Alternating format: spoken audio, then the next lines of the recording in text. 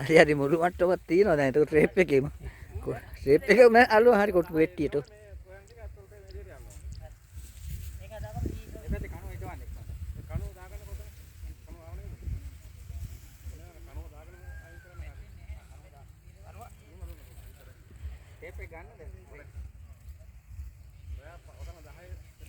dia කන්නේ උපරිමම පැන්නක් තිබ්බා. යලි හොඳයි. ඕනේ ද. මාට වැඩි.